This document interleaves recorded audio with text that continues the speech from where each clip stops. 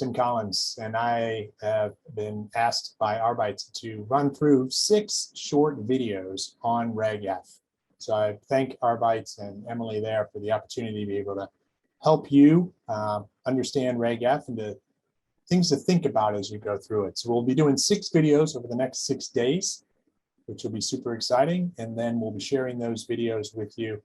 And if you miss them, don't worry about it. You'll get to see them all at the end. So we'll go ahead and start with our first video, which is on, should I use the limited content message? And I think that's a great question if you're asking yourself that, because a lot of times when those regs got published, everybody just said, hey, here's what we have to do. Let's just go do it. And if you look and spend time with the regs, you can see that the CFPB did a couple of things for us. They created a lot of safe harbors. And one of those was about leaving messages. It's an area that we get sued on quite a bit. Agencies see it all the time. So that's really where I would start if you're thinking about using the limited content message. So do you see a lot of litigation as it relates to the messages you're leaving? Do you hear third-party disclosure?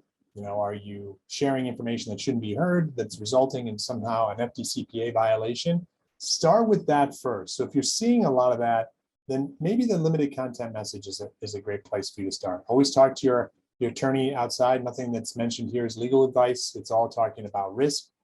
The next piece would be to say, okay, if you are seeing that kind of litigation, or you think you're going to see that litigation in the future as the plaintiff's lawyers may adjust their tactics, then I would look and say, okay, what is the cost to the change? So if you're going to change your messaging, you're obviously going to have to change and do some training with your agents so they know what to do.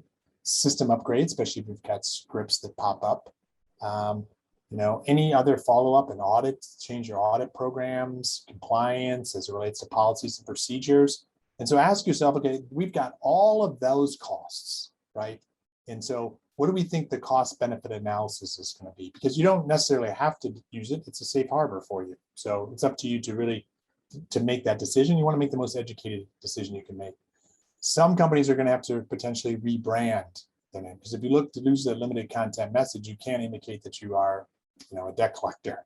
Can't leave the mini Miranda, can't say any of the thing that might relate to debt. So if you're going to have to rebrand, that's another additional cost. And not only is that licensing costs and website domain costs and emails and updating all your letterhead and policies and all of that stuff to have reflect a new brand. That's a significant amount of cost. So if you're in one of those boats, you may say, we don't see much third-party litigation. It would require a rebranding for us. We're not going to start out with the limited content message. You still might say, well, there might be some risk here. So you could use sort of this waterfall approach if you so decided. You could say, on the first, X number of days or X number of messages, we're not going to leave a message, when we're making phone calls. And we can then say, okay, now it's been a period of time, we're not seeing customers respond. So maybe it's time we leave a limited content message, knowing that we maybe not be able to get the full benefits of it, but who knows, we might be able to. Right judge, right time with the right facts, who knows? So you could then leave that limited content message. Then you get down to, well, we're used to using Zortman. It was very, very effective for us. So, and it's having an impact, even though they're similar, but it's slightly different. We want to go and leave the Zortman message next, which is close to, but not exactly the same. And so you could leave that Zortman message, and then finally you could also leave your 40 message at the end if that's what you had used in the past and was very effective for you. So those are some things to really think about. Comes back to risk. And are you seeing that risk now?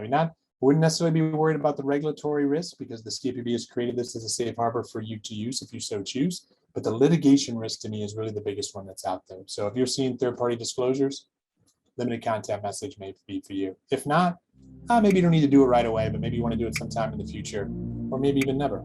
So anyway, thank you for listening, and we'll see you next time.